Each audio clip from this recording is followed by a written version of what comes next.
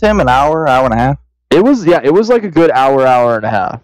Man, I gotta hear that, but I haven't started editing yet, so don't tell Tim that because he keeps messaging me about it. I was gonna release it like Monday or Tuesday. he gets really anxious about shit. I know he called me he bucked out on me like 7 times yesterday. I thought shit was going down. I'm like, what the fuck is happening right now? It doesn't. Wait, which one's loud and which one's lower? Am I doing it louder or lower? I haven't started editing yet, so don't tell Tim that because he keeps messaging me about it. I was gonna release it like Monday or Tuesday. He gets really anxious about shit. I know he called me he bucked out on me like 7 times yesterday. I thought shit was going down. I'm like, what the fuck is happening right now? It doesn't. Hello. Wait, which one's loud and which one's lower? Talk. Am I doing it louder or lower? Check. Alright. I haven't started editing yet, so don't tell Tim that because he keeps messaging me. I was gonna release it like Monday or Tuesday. Check. I don't get that. I know he called me he bucked out on me like 7 times yesterday. I thought shit was going down. I'm like, what the fuck is happening right now? It doesn't. Hello. Wait, which one's loud and which one's lower? Talk. Am I doing it louder or lower? Check. Check 1 2. Check 1 2. So I don't like the way my mic sounds. Check. Am I loud for you? Oh, I realize what the problem is. Maybe I should use headphones. These are so fucking loud. What the fuck is happening right now? Hello. Wait, which one's loud and which one's lower? Am I doing it louder or check? What's going on? I'm just trying to figure out the stream. I should be. Where's my phone? I don't know where my phone is. I'm not loud for you. It's behind. Oh, I wasn't even listening on the headphones. It's right here. How loud is my voice? Because I don't think I sound very loud, but you're always loud on my headphones. I don't know. Yeah, I don't know why I'm always so loud in your headphones. I think we sound good. Listen, hear what I'm hearing. Yeah, let me see your headphones. Hear how loud you are when you talk. Check 1 2. Check. I'm not that loud. Yeah, no, this isn't that loud. This is about as loud as I am on my headphones. Huh? Check 1 2. Yeah, no, it's not too bad. I don't know. It's loud for me. I was gonna say I'm partially deaf. So Well, so am I. I've been listening to loud music on headphones for way too long. I thought maybe it might be more loud for me because Alright. maybe I'm more sensitive to sound now. I don't. Alright. We're gonna. Maybe I'm just being a pussy. Yeah, no, that's not too bad. I don't know. It's loud for me. Look at that. What? Now we don't have the thing. It looks more official now. What, without the Goonland thing? Yeah, no, we don't have the Google Hangout thing now. Now it's an actual logo. Yeah. Oh, so the cat just jumped up on me and decided to clean himself right in front of me. That's their perch, bro. You should know that by now. All right, let's see if this music. We'll go with this random one. Random. Hopefully this shit works. We'll turn this down in here.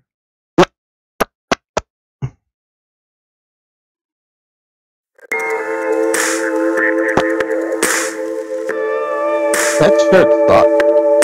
And big pass. That's a shit. Which one? Oh, that blue one? You don't like that? Cat, what do you do? It's just hanging out, man. Just let the cat hang out. Hanging out with my family. See, if this music works and the music plays through, that's fucking amazing. Let's do it. What are you, recording? Yeah, we're live. Yeah, what is this the pre-show? It's not the... You got all pre-show. I realized that Adobe wasn't out yet. We could have actually recorded last week's episode, so I kind of fucked up. Yeah, that's cool. The SoundCloud's still fucked up, but we'll get that fixed sooner or later. I had to pay rent, and then with the shift change, them losing Rockney fucked me so fucking hard. Yeah, well, how much? They sent us home with 2 hours, twice. They did that to day shift too, man. Day 2, I'm moving there. I thought it was going to be better on that. No, done it like fucking 12:45. It's fucking bullshit. They shouldn't be allowed to do that shit. I know, that's why I'm so glad I'm on the jail. Yeah, you're fucking lucky. I'm still not getting enough fucking hours. So I'm going to work these doubles. If they flex down 2 hours, I'm literally going to have to go home for an hour and a half and then fucking walk back down there for a fucking day. It's something. Can't wait. At this point, it's literally make it to fucking January and get the buyout. That's really what it's become. If you could switch names beyond this if you know. They're not gonna hire me. They won't hire people that fucking work in the company. What you do is just quit and then reapply. No, I'm not going back to Amazon. I'm taking a buyout. Alright, you can buy to Amazon. Fuck it. What are you gonna do for another? I'll figure it out. I'll fucking do this. I'll fucking beg for money to do this. Shit, I'll make more money on the street than I will fucking at that place. Yeah, pretty much. God damn, I hate that place. Can you guys... I don't have to fucking go there. I'm happy. I literally don't have to go there till fucking What? the music in the background. You hear it? Oh yeah. Wait, what? You have it on the phone? No, it's playing. This is it. Oh, I just got to turn the music down. I can't go. So wait, all I hear is the music right now? Oh no. I'm confused. No, it's your post. Just turn the music down. So now we can do an official intro. Now, Oh, okay. now I can officially produce and fucking. Now I can be legitimate in my production. See what turns down. If anybody's watching right now, they're like, "What the fuck am I watching?" What is going And I don't have to worry about any of this music being stolen because I got all this music from YouTube. Alright. So we don't have to worry about getting like shut down or anything. Shut it down! There we go. A little better.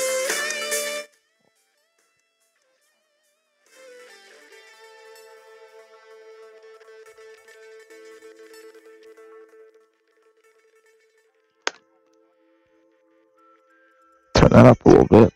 Oh, what if we got headsets like them? That'd be cool. No, they sound like shit. How much are those? They're not worth it. They don't sound good. Oh. Yeah, it's better to come out one of these mics. Awesome. All right, well, I guess I'm ready whenever you are. Going up, silent partner. Oh wait, no, audio library. I Ladies and gentlemen, I turned the music down too much now. This is the Phenomenal Podcast. What if we got headsets?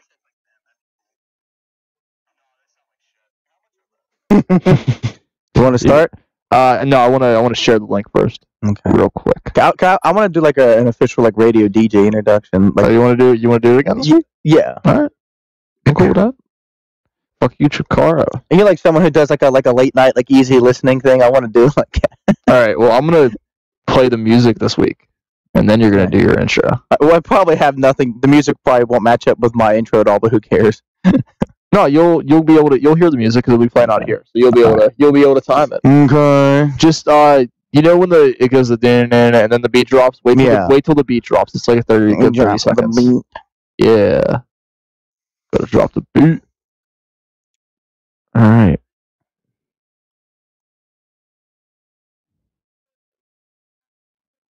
Give me 1 second. So fuck. How did you feel about we probably won't talk about this on the podcast. I'm trying to think of a topic we won't talk about on the podcast just so we're not having dead air right now. Alright, what is it? I don't know. Oh, did you see they officially announced on the Dijak at the Performance Center? No. He was he's that 6'7" dude. He's a real big motherfucker. The Palumbo Center? No. Where'd you say? At the Performance Center. Oh, I'm like, where the hell's the Palumbo Center? That's in Duquesne. No, that's cool. I know he was coming, but I didn't know it was officially announced. Yeah, they officially announced it on their Facebook. Sweet. Too sweet. Is the too sweet thing's kind of starting to get a little annoying. I don't know how you feel about it. For the pins, yeah, I think it's annoying as fuck. Yeah, it's getting literally like every single two fall, in the Mae Young Classic, they did it every time. It's like, this is getting kind of obnoxious. Did you want to talk about that at all? The Mae Young Classic? I finally finished it and I loved it. I don't, because I want to. Part of my plan was news. Well, no, and I was going to tease the episode with him, so I'm still going to release that. Okay. So I'm just going to tease. If you want to hear the Mae, we might, if we do save it towards the end. Okay. And then I'll just be vague on my points, and then you can give your points. I'll be like, if you want to hear my comments. All right. I mean, I loved it. I thought everyone was impressive. This is the name I thought of for the show. The Run-In. That's going to be Tim's little YouTube show. I like it. So that's when I can bring in people from the outside. Mm-hmm. That way, the Phenomenal Podcast will always be you and me. Mm-hmm. But now I have another wrestling, little other side show that can bring in people randomly. Mm-hmm. I like the name too. It's different. It is different. I like it. Why do you keep turning me down so much? Because I'm trying to get it where But people aren't gonna fucking hear me. Turn me up, goddammit. Stop touching it. Stop it. You're so fucking loud. No, I'm not. I can barely. You keep turning me down to where I can barely fucking hear myself. Yeah, and I let you hear me, and you sound loud as fuck. I hear you. We're literally on the same level right now. Alright, I'm gonna just start using those shitty headphones because these are too good. Yeah, I don't know why yours is fucking up. Because even when we were listening to the mixer, when we're on the fucking audio for the YouTube, it sounds exactly the same. Well, you also think that maybe you don't think you sound loud because you have it over your beanie. You have your headphones over your beanie. No, maybe I do sound a little loud. Yeah, listen. You're absolutely right. You're absolutely right. Fucking You're absolutely right. Holy fuck! I know my hearing's not that bad. I mean, like, But still, okay, maybe I'll turn it down a little bit. because you have it over your beanie, jackass. Like I'm your. But I'm just looking over, and I'm all of a Deafening sudden, me. I'm like at the fucking bottom. Like you have me like down Yeah. here, Because I just fucking loud. but then down here, like you were to whisper, then go ahead and talk. Hello. Yeah, see, that's the difference.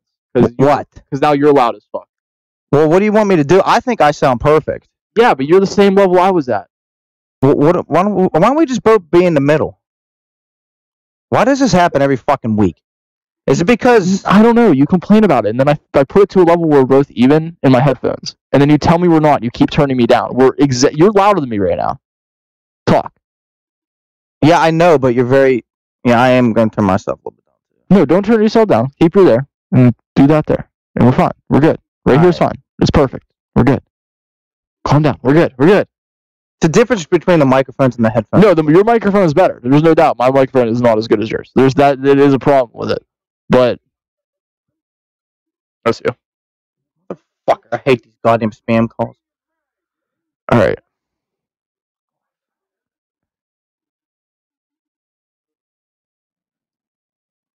Dead air is awesome.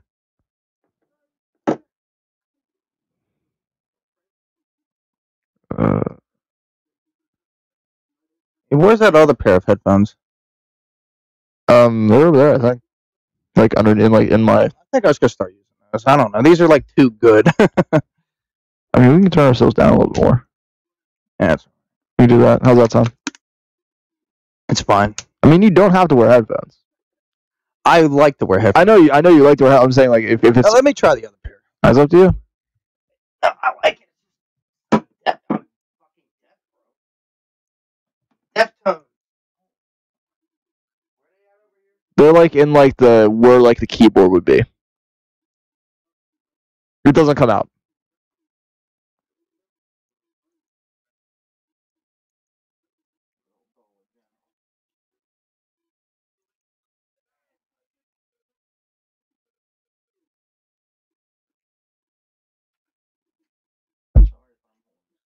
Yeah, no, don't worry about it.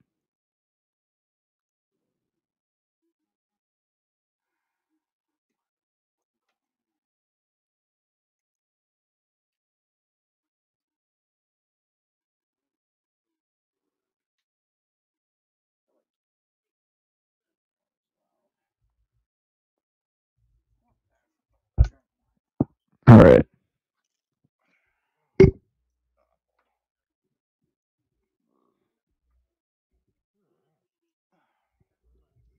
Hello. All right. All right. You ready? Yeah. See, that's a little better. All right.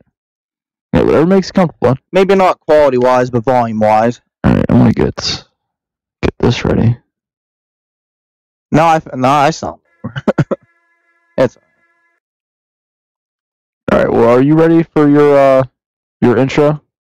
Do you have anything what you're gonna say? Because once you're ready, I'll play the music. We're good to go. Yeah, I'm good. All right. Well, let me do one more thing. Let me actually record this episode.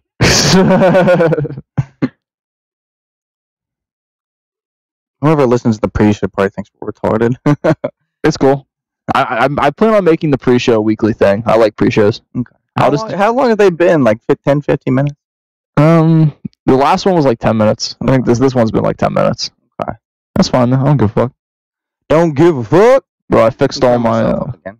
Go for it. Okay. Hello. Yeah, that's fine. All right. I gotta put my fucking. I can't have it like that. They gotta be on like this. They gotta be on. They gotta be on like that. I'll keep it muzzled. I don't give a fuck. I can hear it perfectly fine. It's just uncomfortable. That's why I wear them like this. I find wearing over the headphones like this uncomfortable as fuck without a beanie on. Really? Legitimately. Alright. I have big ears. I don't want no cauliflower ear, damn it. Cauliflower ears. I don't want to be Randy Couture. Are we on 18 or 19? We're on 18. Yeah, 18. This is 18? I've named the podcast like 6 times now, and I can't remember what fucking episode it is. I don't fucking know. All right. Let's get this bitch armed. I still don't understand how you sound louder. Maybe All right. lower. All right. I'm gonna. Craziness. I don't fuck.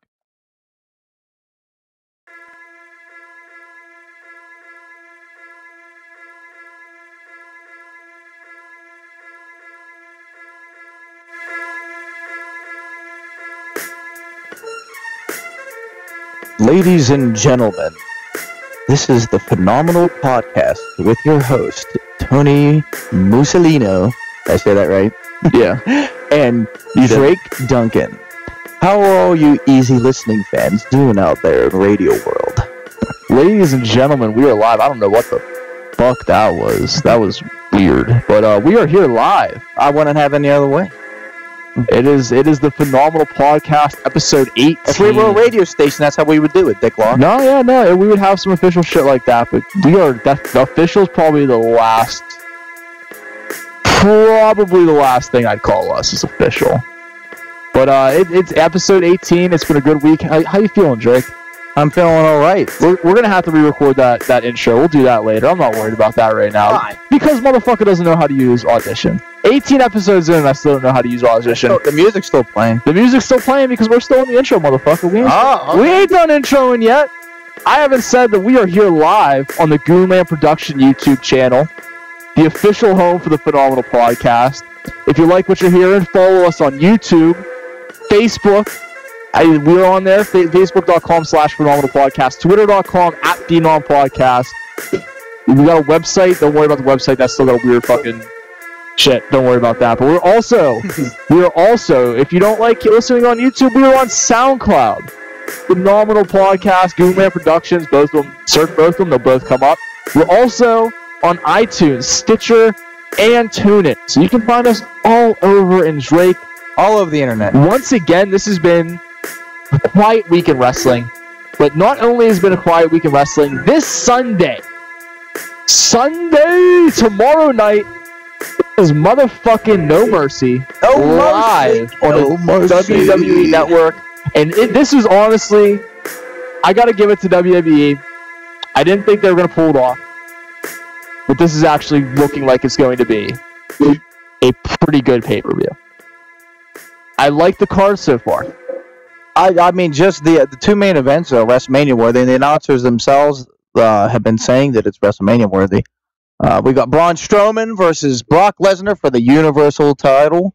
Roman Reigns versus John Cena in a pretty much like ego grudge match, practically. And then the only other one I really know that I'm pumped about though is like the tag team titles though. This is a good. What's the women's match? This the Fatal 4-way, right? Fatal 5-way. Five-way. That Bailey interject. Well, that's a good place to start. How the fuck did Bailey get in the match? That's a great fucking. Wait, she's in the match now? She just came back. Let's go back to Monday Night Raw. Anything. Let's go to Monday Night Raw. Fuck Bailey. There's a really weird segment because it was like I don't even remember what the match was. I think it was Alexa versus Nia. And for some reason, Sasha was out there, just completely squashed Alexa. The storyline they've been building up to for weeks now, completely squashed her. I don't know why I saw that shit on the background. Completely squashed Alexa. And then, for some reason, Sasha gets involved. I don't remember exactly why, but she gets involved. Yeah, she ran down the ramp because Alexa was trying to leave, exit that's right. the arena. That's right. And Sasha came out and threw her back in the ring, and Nia crushed her. I don't know if she won the match or... No, she won the match. Okay. Yeah, Nia won. I didn't know if it was over and she just beat her up after or what. No, Nia definitely won the match. Mm-hmm. And then, out of nowhere, like, there's a fight, and it's Alexa and Sasha are getting the shit kicked out of them by Nia because Nia's obviously a beast. And weird to see Alexa and Sasha working together. Yeah, but for sure. Got even weirder when Bailey showed up out of nowhere. Because it was San Jose, California, her hometown. And, like, she got a good pop and everything. I'm still not... I'll just hold my opinion to now. I don't even care anymore. I am so done with Bailey. I have zero interest in Bailey. Yeah, I'm kind of right there with you. Until they could still repackage her, but like, how are you going to bring her back the week before the pay-per-view? And she's just in the match. Yeah, she didn't do anything. She's been gone. No one fucking cares. No, I don't think like San Jose cared. Maybe some teenage girls cared. Yeah, that was about maybe that girl in the NXT arena. Actually, she's Alexa Bliss fan. Yeah, no, she swapped teams now. Here's my thing though.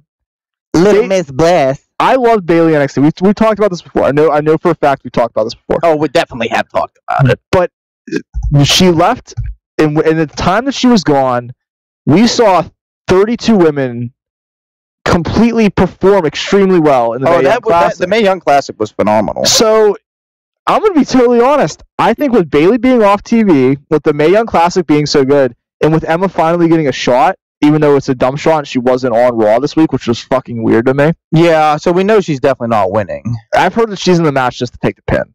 Yeah, probably. Which is probably the truth. Do not be shocked if Emma gets pinned this Sunday. Do not be shocked. I won't be. But I don't know. I think cause with Kairi Sane, she's gonna be fucking huge. That was great. Did you say that she's in the upcoming NXT women's match? They're gonna have a fatal 4-way match. They've already announced it on Twitter and all that, so this is not really spoiler worthy. But yeah, there's gonna have a fatal 4-way match for the NXT Women's Championship, and she's gonna be in it. That's awesome. Yeah. So don't. Who are the other competitors in that match? They're having matches on NXT to determine them. Okay. I wouldn't be surprised. I haven't seen NXT since Brooklyn. If I'm taking a guess, I would say if it's a fatal 4-way match, no doubt Ember Moon. Yeah, and you got to have Ember Moon on there. Maybe Ruby Riott. And Ember Moon brought Asuka to a limit. That match was phenomenal. Yeah, and Takeover 3. And honestly, Ember deserves to win it, but I think Kairi will. And honestly, yeah, because she just won with the Mae Young Classic. Yeah, and she's just hot. She's hot too, and they signed her to a 3-year deal, so she's already under contract. If it comes down between her and Ember, that's gonna be interesting. Here's my thing, though. You know who would be a really interesting 4th person to have in this match? Nikki Cross, Shayna Baszler. Oh, yeah, be a really interesting. But the testosterone taking transvestite herself. I thought that was the mean one. I mean, no, she's all right. No, here's the reason I say that. She is legitimate. Mm-hmm. She is a badass. Mm-hmm. She kicked the shit out of. She talks like a 13-year-old boy. Everybody. I don't care how she talks. You know who else can't talk? Brock Lesnar. Yeah, I know. Brock Lesnar sounds like he has been. He just had his balls cut off pretty much. He's like Brock Lesnar talks like a eunuch. No wonder Heyman talks for him. He's like, I'm gonna take you to Suplex City, bitch. I like seeing Lesnar talking more though. I'm glad that he's finally talking. But he sounds like a little boy. Because I miss the old Lesnar back in. Yeah, me too. I do too. Like no one else does except for you and me, apparently. But back to what I was saying. I think it's also a good comparison, Baszler to Lesnar. Yeah, that's a good comparison. But I feel like she's legitimate. She has star qualities. And I know people don't want to admit it, but she's gonna get if she comes to WWE, she's gonna get a push because she's friends with Rousey. Yeah, people aren't gonna want to hear it, but it's all God honest truth. Well, my thing was, I didn't really respect her because I didn't really know, be honest with you, I didn't really know who she was going into because I don't really watch MMA that much. And I'm like, oh great, here's another MMA star thinks they can do wrestling. But then when I saw that she was in Shimmer and stuff, it made me respect her a little more. And her last 2 matches against Mercedes Martinez, great match. And the last match was against Kairi Sane. Those were really good matches. Even her match with Candice LeRae was awesome. Right. It was kind of annoying. It's like, of course she's got to choke out everybody. Then again, Kairi Sane did the elbow. But that finisher. I love the suplex into the show. Well, she kind of no-sold a couple things that kind of bothered me, but there was no selling in the whole tournament, though. There was a lot of stuff they got. Yeah, I mean, because she got her ass beat for one point in one match. I think it might have been against Candice. I can't remember. But then she all of a sudden, she reversed it to a choke. It's like, well, you didn't even sell the other shit. But she might have sold it after she got the victory. I'm not sure. So yeah, no. But the whole thing overall was really good, and I was also really impressed with Dakota Kai. I really liked her. She's awesome. Cute as fuck. Dude, I don't know if all women from New Zealand look like that, but if that's true, they're taking a fucking road trip. Australian / New Zealand women, holy fuck, bro. I was even Toni Storm was. I was going to say, Toni Storm was awesome. I don't mind sharing a name with her. I thought that her gimmick was kind of dumb, and I'm like, I loved her gimmick. I didn't think it would she'd get that far into the tournament. Then she ended up kicking ass. She's the Progress Women's Champion. She's the first ever Progress Women's Champion. Well, I didn't know who she was. Yeah, no, and she's got a Piper Niven or Kiven, whatever. She was really cool. She's badass. So I think those. I still say Jazzy Gabbard was my favorite in the whole tournament. Well, she didn't really do anything though. That's because she lost. But she put over Abby Leif very well in that first round. Yeah, but she made Abby Leif look like a monster killer. I couldn't have got that into her if she was eliminated so soon. No, I'm telling you, Jazzy Gabbard's she's gonna be this Braun Strowman of the women's division. I'm not arguing with you. I'm just saying that had I seen maybe more than one match, I would have been able to get a better judge of her character. There were a lot of women. We'll get back. I'm surprised. Why did they have such a monster woman get eliminated so early? I was kind of because they knew Abby Leif was gonna be making a deep run. and because you think that they're going to knock out the person who does Mae Young's finisher in the first round of the Mae Young's Classic. Yeah, but why didn't they give her a different opponent? Because, like I said, Abby. Do you know how they decide who's going to fight who in those tournaments? That makes me wonder. They choose. This isn't fucking. Listen. This isn't like pro sports. There's no seeding system. Like, who has the best matches? This is like. I'm just saying that, I would love to see them do something like that. What I'm saying is that, like a round robin style, like, and then do seeding. I like that idea though. I'm just wondering why they didn't, like, how do they decide is what I mean. I know they choose, but like if I would have had someone like Jazzy Gabber just looking at her, she's physically imposing. I would have had her go deep into the tournament. Like, I would have liked to have seen her versus Shayna Baszler. Like, but who would you have taken out of the final four? So the final, I'm pretty sure, was Mercedes Martinez, Baszler, Sane, and Storm, right? Mm-hmm. Who would you take out of that final four? I would have taken Curry Sane. Why? You would have taken the winner out. Oh wait, I thought you meant like who would? No, who wouldn't be in the final four? Like who would? Probably because Jazzy Gabber could have made a run to the final four. Well, yeah, I'm saying why didn't they do that? They should have. Because here's the thing, you know, there's people that are going to be in the tournament that are going to get knocked out. Yeah, thinking and booking wise. So, you know, Abby Lath's going to be somebody. Even after this tournament, she's been signed. She's already been wrestling on NXT before. She's been signed. She's been under contract. It sounds like you're just continually trying to disagree with me again. No, I'm just giving you. I'm giving the booking perspective. I've never wrestled a match in my life. I've never booked a match in my life. You're saying that Jazzy Gabber's great, but you're saying she should. I'm saying she was correct to get her out that early because I think I'm totally I'm wrong. saying if you're going to have her lose, because you know she's not going to win. She's going to have to lose at some point. Yeah, they should have had her get to the final four. Why didn't they do that? Because she lost to a capable opponent, and it was more of an upset. It wasn't like she got beat clean. It was like. I've never heard of Abby Lathe either. How was she? Come on, no, she was the queen of the Indies. Okay. Kimberly, she was the queen of the Indies, no doubt. She was running. I don't know how many times to tell you. I don't know who these bitches are. They don't mean anything to me until they come to WWE. She was wrestling men at Chikara. That's how popular she was. I don't know who that is either. We were talking about Chikara earlier. That was the organization. Yes, she was wrestling men in Chikara. Oh, I thought you were telling me a name. No. She was. I'm like, who the hell's Mike Quackenbush? I said, who's Menda Chikara? No, she's wrestled Mike Quackenbush before. That's how high her pedigree was coming into WWE. She was. Well, she was probably just let Gabber go over somebody else, like somebody who was like. Remember some of the women in that tournament, like they never even wrestled a match before, but they put over other people. Yeah, like that Xia Li put over. Well, they should just let her go over somebody that was nobody you're never going to see again. But here's the thing too: there was a good matchup between Xia Li and Shayna Baszler because they had both MMA backgrounds. It was okay. So it wasn't anything special. Like, I get what you're saying. Like Jazzy Gabber definitely could have made a run, but if you're gonna have her lose, if they're gonna bring someone so scary in and make her look so awesome, why would they eliminate her so early? That's all I'm saying. It was dumb. No, I get it. I just think wow, she couldn't have been that great if she got eliminated so early. No, because like I said, it wasn't like she got like beat clean. It was like Lath barely got out of that match alive. Another thing is, I thought that Kaylee Ray was a big fucking deal. I was shocked at that one. And why did they eliminate her first round? Not even first round, first match of the first round. Only thing that I can even first match of the first episode of the first round. The only thing that I could possibly think of is because Princess Sue was the only Mexican competitor in the tournament. Yeah, and they knew. Wait, what is Mendez? Wasn't she like? No, she's American. Latino. No, she's an American though. Close enough. Yeah, definitely close enough. but like Princess Sue, she was like she's been around. She's like the Chris Jericho of Mexico for women. That's a really good description. Yeah. But it was a great tournament. If you want to hear more about the tournament, check out there's a show that's gonna be coming on the channel in a couple of days. Me and a buddy of ours, JP Whitman. Yeah, you've known JP for a couple of years. And he's bringing his knowledge onto the show. I'm like, who the fuck is that? Okay, that was his surname. Yeah, well, so he's going to be on the show. He's not going to be on this show. He's going to be on a different show. That'll be popping up on the YouTube in the next couple of days. We break down the Mae Young Classic in depth, and we give some predictions for No Mercy, which we should get back to because, like I was saying, all of these women we named, I think are at this point better than Bayley.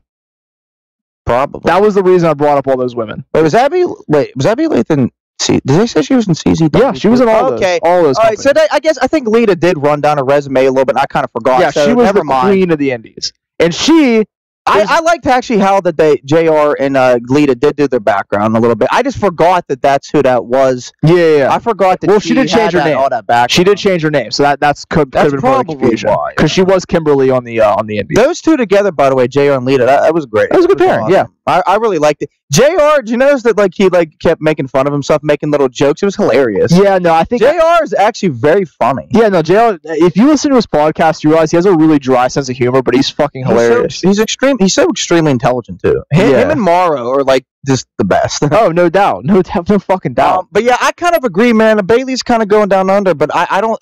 It's not completely her fault, but I think it is to a degree. Now, me and JP mentioned this on the show. I'll give a little preview of the show. I think Bailey needs to turn heel. Oh yeah, I really think that the only way to save Bailey, I'm pulling Roman Reigns here because Bailey's always going to be over with kids at this point. But with the hardcore audience, I feel like most of the hardcore audience is starting to sour on Bailey. Right, and actually about Reigns, I'm actually starting to with this recent feud with him and Cena, which we're going to get to in a little bit. I'm starting to actually like and appreciate him a little more as a face. So actually, I don't even think he needs to turn heel right away. I'll just give that and I'll save that opinion for when we get to that match because I want to get past this match because I feel like Nia's going to win this. No, match. He's been a good tweener, man. No, like I said, we'll get to that. We'll get to Bailey that. Doesn't really fucking have much of a choice left at this point. No. If she wins this match, I'm gonna be fucking angry. There's no options.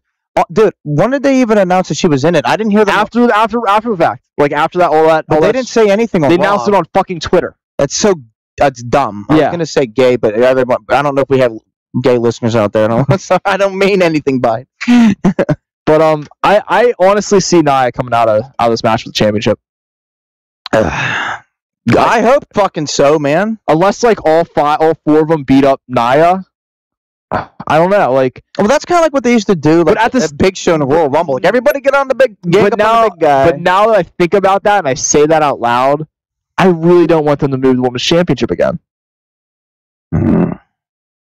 Well, that's fucking Vince's dumb fault.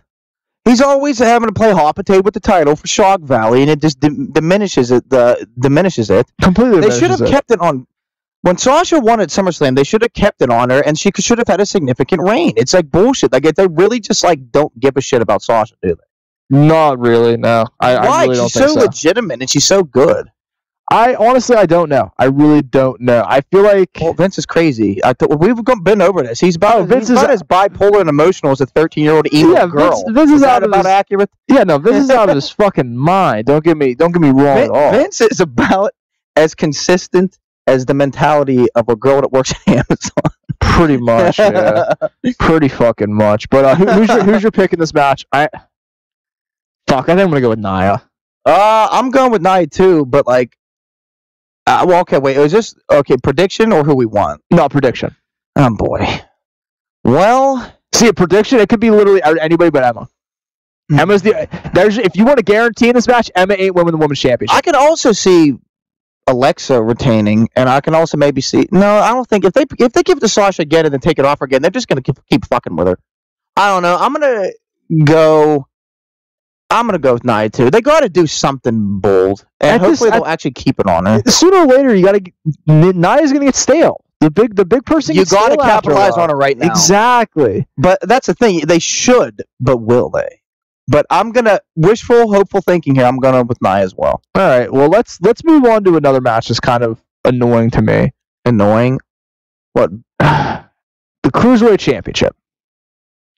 Oh, I can't stand Enzo anymore. I have a very, very, very, very worrying feeling that Enzo Amore is going to walk out with the championship. Oh God, please no, just no. It scares me. This is the only match in the whole pay-per-view that legitimately. I'm okay with every other person in this pay-per-view winning. Why? Except for him Enzo. Anyways.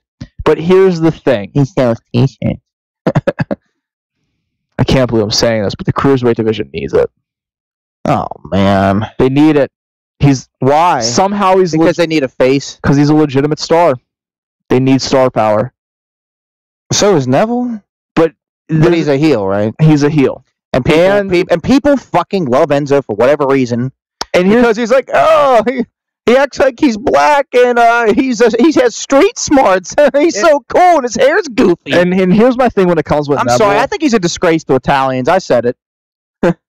as an Italian, I don't disagree. But Yeah, I'm Italian too, so that's why I fucking said it. here's my thing with Neville. He's the Neville's best. the man. He's the man. I love him. He's a great champion. People want to see him lose, though. People want to see him lose. Yeah. And who else is going to beat him?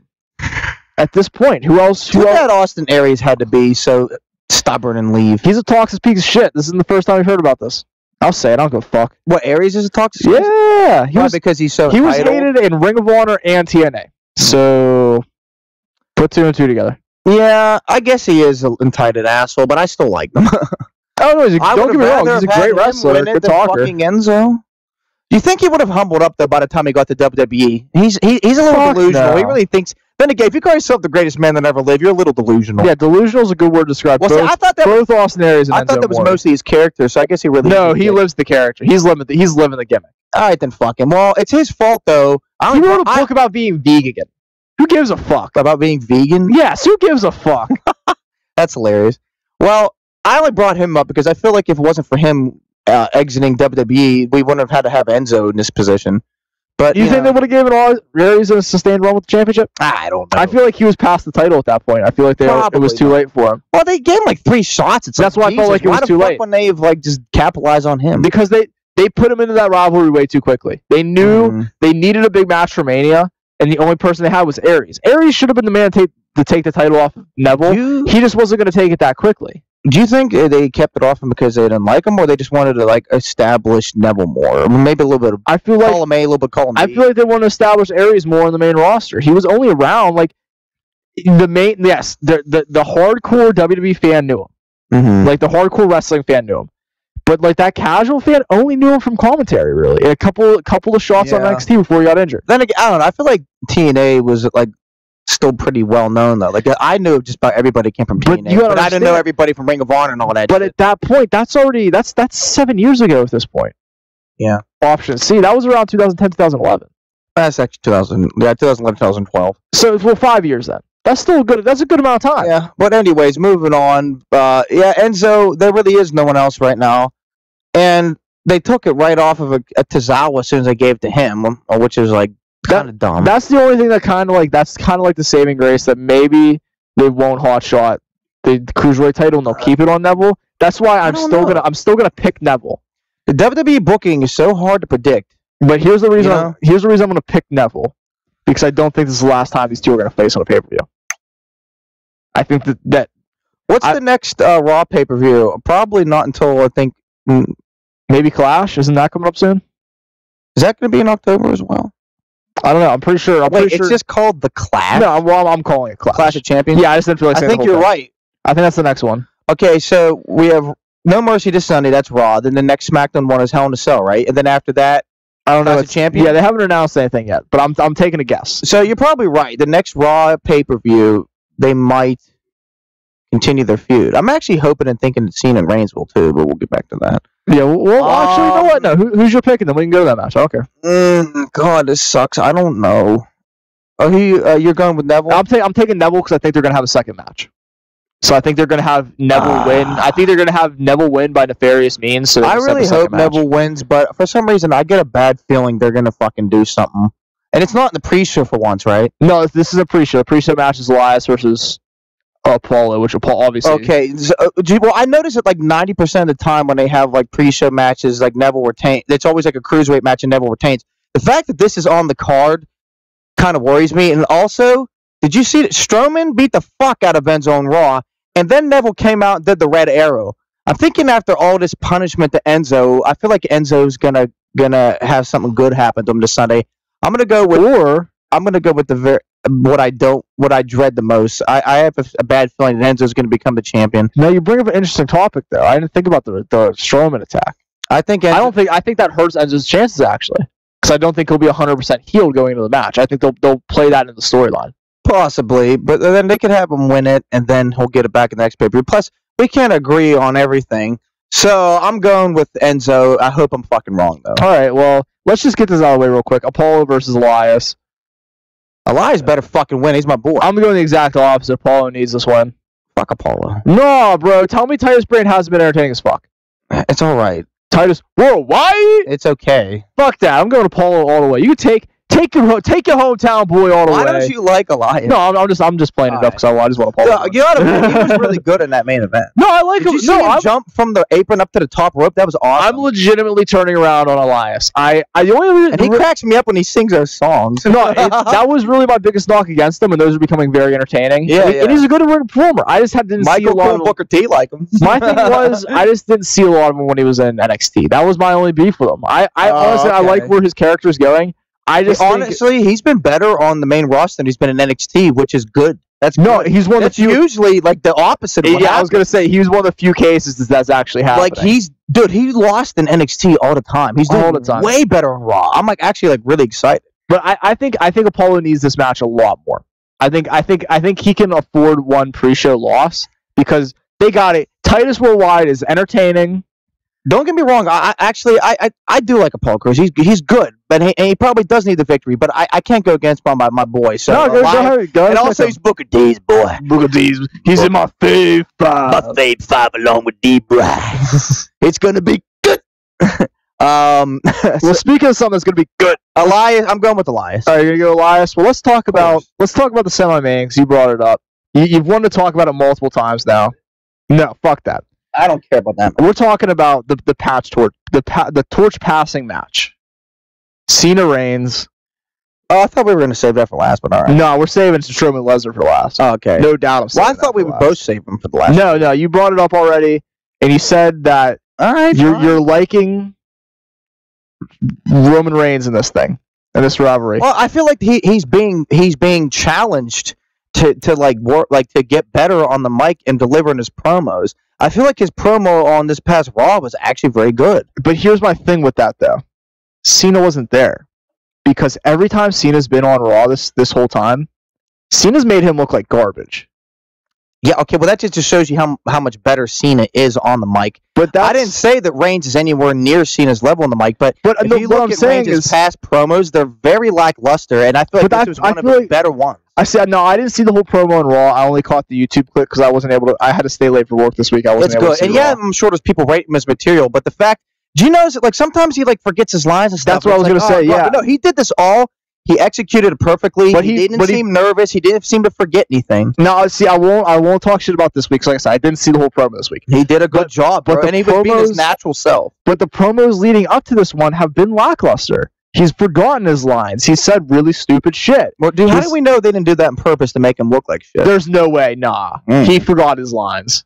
If you know why, how I can tell he forgot his lines? Because that was the week that Angle was in the ring with him for the contract signing. And you could see on Angle's face when John Cena said that remark, like, that wasn't supposed to happen. Whenever he said it's a promo kid. Exactly. Like, yeah, that was improvised. That was not supposed to happen. So that's what I'm saying. He was much better with this last one. Also, he said, it was funny as hell. I'm surprised he said, now Cena's a great talker. Maybe one of the best of all time. And then he's like, but sometimes he says some dumb shit. He said shit. And it was awesome. Like, and then he called him a dumb bitch again.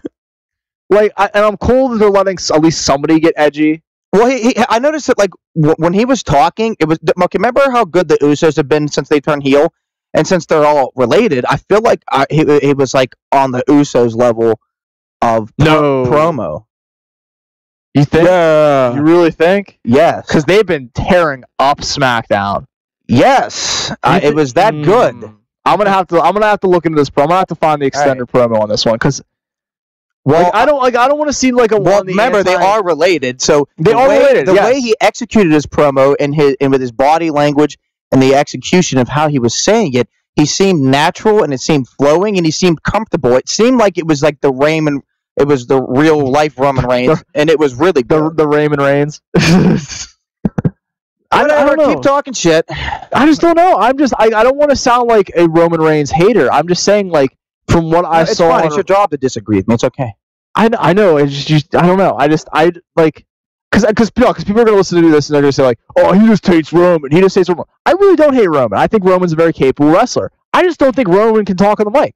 I think Roman is not a good promo. Now, like I said, I didn't see this one on Raw this week. It's a good indication that he's getting better. He might be getting better. And also, he's always been good in the ring. The only thing that gets my only mild pet peeve with him. Well, actually, really, it was actually going back to a big pet peeve. His booking, has always been questionable. Yes. But then sometimes it starts to get a little better. It seems like his booking's like only like unbearable leading up to WrestleMania, if you haven't noticed.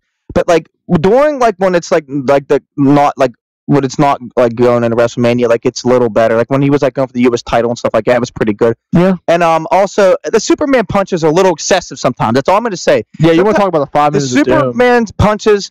I used to like that move, but then he started doing it too excessively to the point where it started to lose its valor, and it's like, you know, like, what is this, you know? So, but I still, overall, I like Reigns, and what's funny is, like, he came out as, like, a tweener, but when it was, like, slapping hands with the fans and stuff, it was cool. It was, like, is this, like, a side of Roman Reigns I haven't seen in a while, or before, ever? And that's why it was really, dude, it was really awesome. He, like, fucking was, like, talking shit about him being in Hollywood, and he showed a promo of Cena from February 2012 when he was talking shit on The Rock for being Hollywood and not being back full time, and then Reigns was doing the same thing to Cena. It was really cool. And then he dropped the mic afterward. I'm like, this is awesome. So all right. See, I don't know. I just feel like I don't know. I don't think because I know one of the things that he said on this week with a like no quote for fact was he said that Cena was off filming something and he was actually in China for WWE. Oh, so well, who cares? But that could be the writers. It was helping towards their feud. Well, anyways, but if we're gonna talk about predictions, I really think this can go either way. This is really a match because a lot of people are saying, oh, this could go another match. But I've also been hearing rumors that Cena's going away. If it's true that Cena's going away and Roman's winning this match, I feel like what's the point of having this match if Cena? Actually, now I think about it, what is the point of having this match if Cena's going to win it? Well, let me think here. No, I don't know if you and Tim talked about this, or did you want to be called JP Whitman? I don't know. I think let's be called JP Whitman. Did you guys talk about this match at all? I'm gonna have to edit that part out because I think he wants to be known. But I don't think we talked about this demo. No, we did. Why the hell is he care? I go by my real name. Because all right, I'm gonna have to fix this. Did you talk about this match? We did, but I can't remember exactly what we said. Well, I only brought him up because he said that he thinks it's going to go on. I want to, credit him. He thinks that they're going to have like a 2 out of 3 falls match, or not 2 out of 3 falls match, but they're going to have like a best of series. Well, that's what I said. So I think that like if one wins one, then if Cena wins this time, Reigns will win the next match, or vice versa. But if Cena's going away, which I did not know, then I'm going to go with Reigns. Like I said, that's what it comes down to. But at the same time, I don't know. I feel like, don't you think it would kill Roman's character if he lost this match? Like all this shit that Cena said, and then he goes and beats him. I don't fucking know, man. I don't know. I feel like Roman's. This is going to be just as hard. You do realize this is tough on me because this is like we're talking about, but this is like a movable object beats the unstoppable force. Same with no doubt, yeah. Strowman and Lesnar, dude. Like that, I really. Here's my problem about these matches. As much as I'm excited about them, neither match could really fucking afford to lose. That's what makes both these matches so exactly. But everybody in these matches needs to win. Both Cena and Reigns need to win, and both Lesnar and Strowman need to win. So what the fuck are they gonna do? Yeah, that's why this is so exciting. I legitimately think Roman can't lose this match.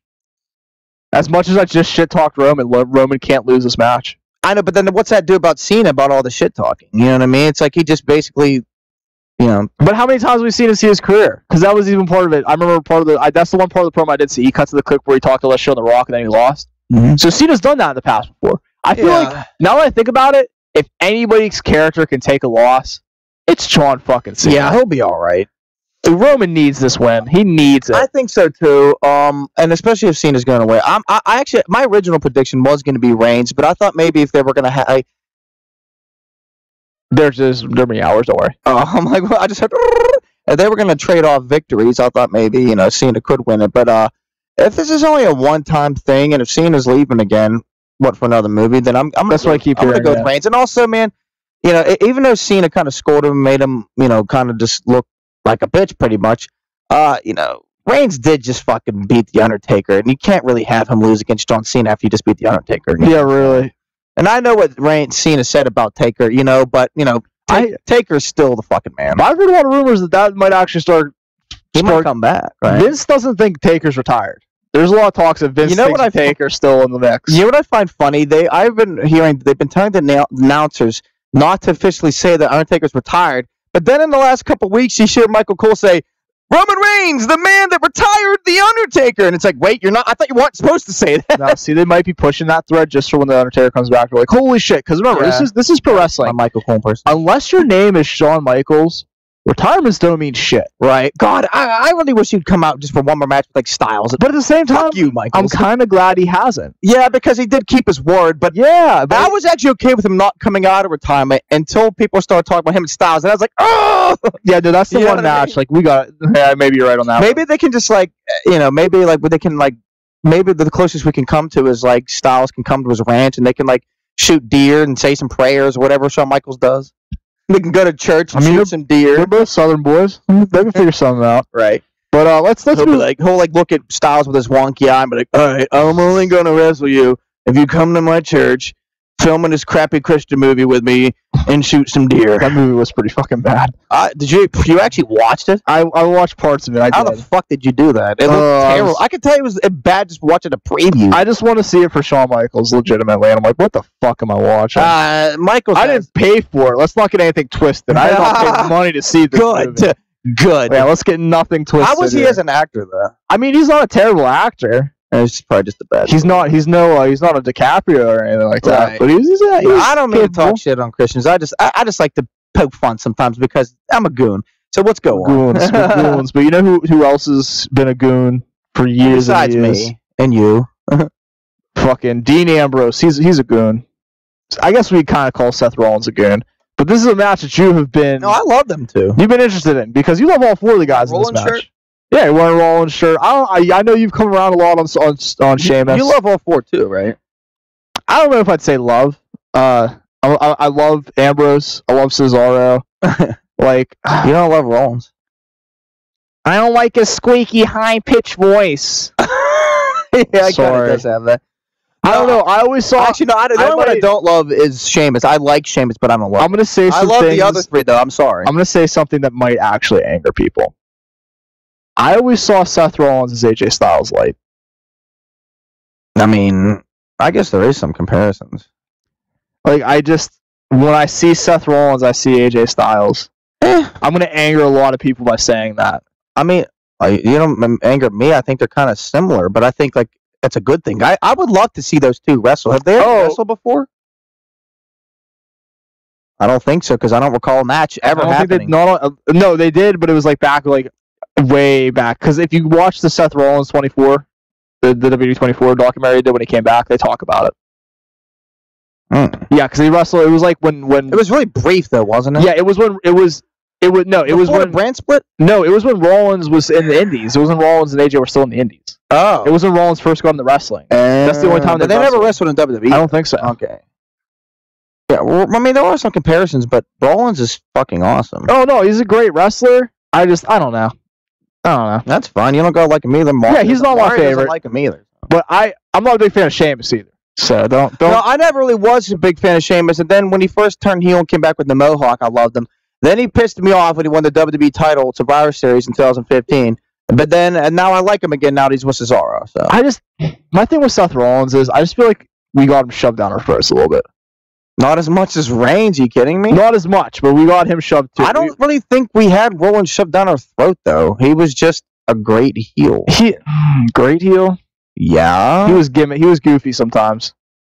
In what way? I don't know. I feel like his whole championship reign was weak.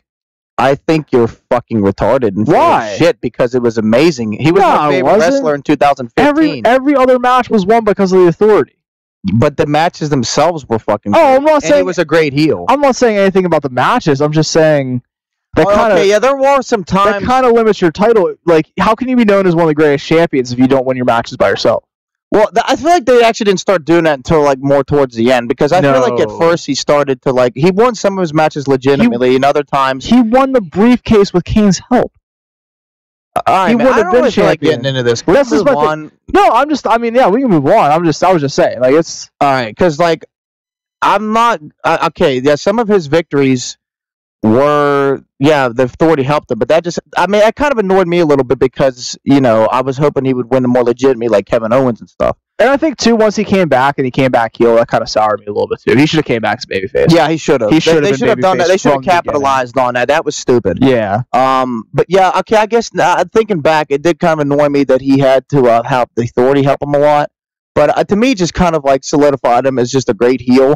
And his matches were still great in the ring. Like, yeah, he might have had help with some of his victories, but like, the matches were still fantastic. Yeah, and also you can, Miz does the same fucking thing, right? And you like the Miz, so come on now. But that's his gimmick. Well, it was Rollins' gimmick at the time too. Yeah, but we're talking about the Intercontinental Champion, not the WWE Champion. That's what's never been dirty fucking champions. Yeah, but how many times Triple H? But when Jinder fucking does it, everybody loses their shit. Because Jinder fucking sucks dick. He's not a good wrestler. But why he can't talk. So that's why it's okay for Seth Rollins. But to go back to the tag team, it's all right if you have shit opinions sometimes. It's okay. Okay. All right. I'll remember that. But to get back to the tag team title match, I can't see them losing. You basically just said you like Jinder more than Seth Rollins. No, I didn't. That is not what I said at all. I was just saying it's the exact same situation.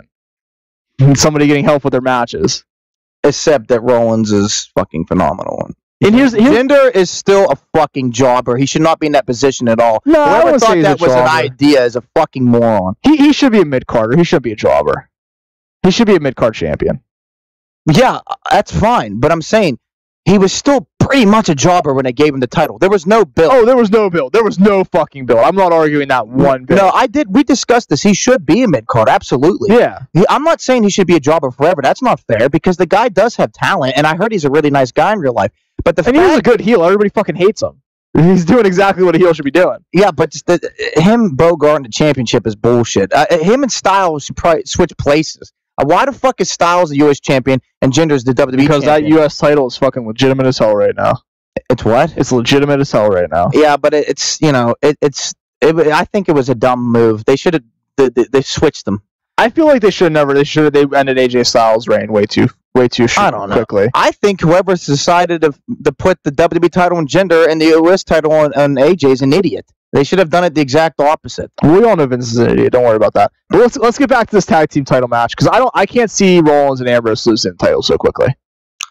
I don't either. What's funny though is like, as much as I love Ambrose and Rollins being back, I think I like Sheamus and Cesaro more because they're a great team. Because they're more legitimate as a tag team. Ambrose and Rollins just got back together, and honestly, I think it'd be more powerful and impactful if they were champions if Reigns was back with them. When you get the Shield back together, I think it'd be awesome. I don't know why they never did this before. I don't know. They totally missed a great opportunity to do this like 3-4 years ago.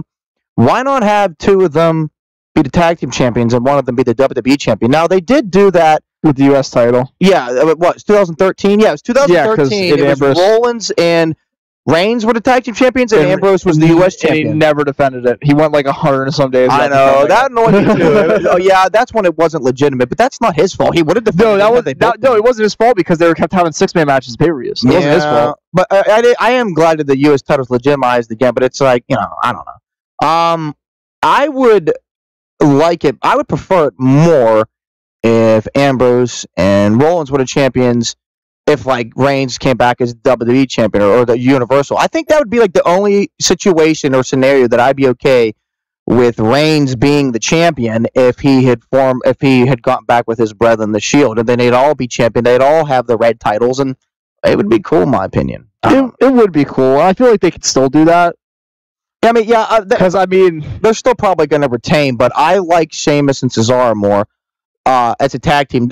Now, don't get me wrong, I like Ambrose. To clarify, I like Ambrose and Rollins more as singles competitors. I like them as a team. I really do like them as a team, but I feel like if you're going to put them back as a team, you might as well just reform the entire Shield instead of just 2/3, because I feel like it's just like it's not the same because it's only 2/3 of the Shield. So as singles competitors, I like them more, but I still like them as a tag team. But I would rather them be with the Shield. But with that being said, they're probably still going to retain. I like Sheamus and Cesaro more as a tag team than I do because they're more legitimate. But Ambrose and Rollins are probably going to retain. Yeah. Yeah, no, I agree. Because their victory at SummerSlam was it got such a loud pop. You know what I mean? And when they did that fist bump. Oh my god, people lost their minds. And they're still over. I mean, it would just, and they really haven't faced anybody else. I still want to see these guys go against the Hardys. That's got to be a tag team title. You know what I really want to see? The fucking Revival come back. They keep having bad luck. Yeah, I know. What was it? Torn bicep. Yeah. Oh my god, the Hardys. I bet you, dude. If they didn't get, was it Dawson this time? If Dawson didn't get injured, SummerSlam weekend, the Hardys and the Revival at SummerSlam probably would have been one of the best matches. It would have been a good one. Because look at the last two takeovers. The best matches were all with the Revival. Yeah, no, they're. Well, I mean, the last two Brooklyn ones, the best matches were the Revival. Definitely. Or maybe not the best. No, it was the one in November. Both they were with the DUI matches, you know. Oh no, they're definitely one of the better tag teams for sure. I'm not questioning that at all. It's a shame, like you said, because I would have loved to see their matches with the Hardys. I'm interested to see where they go after this match. Do they face the Club? Do they go against the Hardys? That's what I'm interested to see. I mean, this tag team division's already pretty exciting right now. I just think that it'd be even more exciting if the Revival was around. Yeah, no, definitely. And hopefully, I think it was like 6 months. So I think we're still Yeah, I think they said December, January he'll be back. Yeah, sometimes they come back earlier though, which is good. Where they'll be back before Mania, which is always awesome. Mm-hmm. But at the same time, it does suck that they're not around. Yeah, but if you want my prediction, I think it's Ambrose and Rollins will win.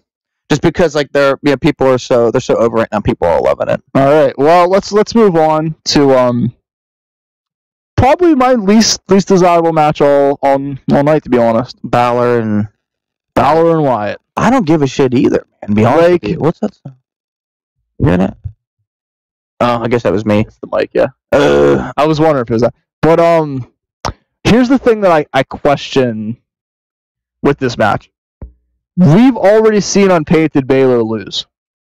Baylor, same thing. Baylor. He's from the University of Baylor.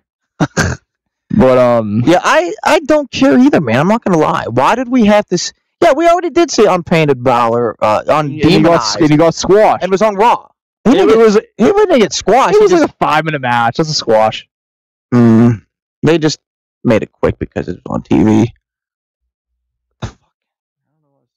I thought it was just my headphones. Anyways, technical difficulties here. Yeah, we'll figure it out. Ladies and gentlemen. I don't really give a fuck either, man. I'm not gonna lie.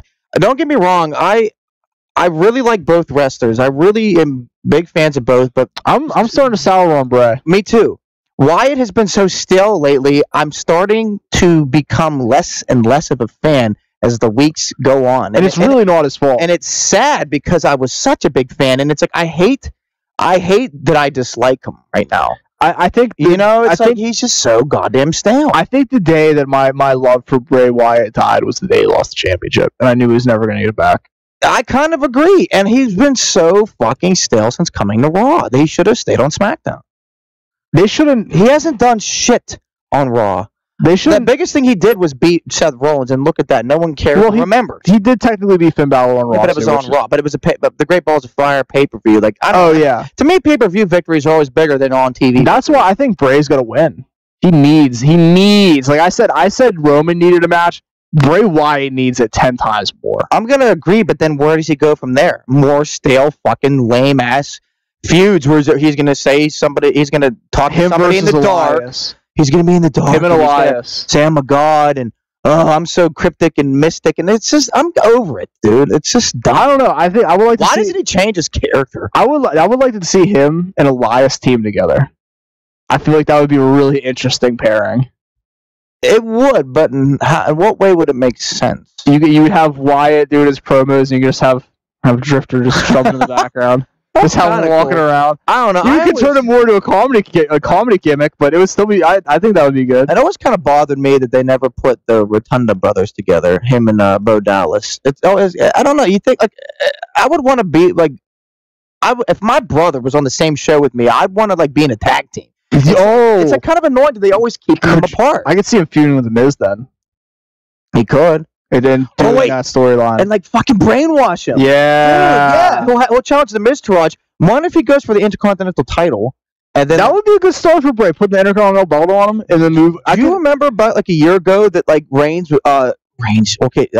Bray was kind of almost like a tweener when he was like cool with Reigns and didn't attack him. Yeah, I kind of liked that tweener, almost borderline face Bray Wyatt. He's kind of getting stale as a heel. Like I'm a god and I'm mysterious and I'm a boogeyman. You know, it's like getting dumb. You know, like have him go for more titles and also go against other heels, and he'll be more interesting. I actually think a feud with The Miz would be very interesting because not only could he go for a title, he could also try to recruit his brother. I think it'd be very interesting. I would like to see like him. I like your tweener idea. I say do that and have him be more of like a mysterious like have him still cut promos.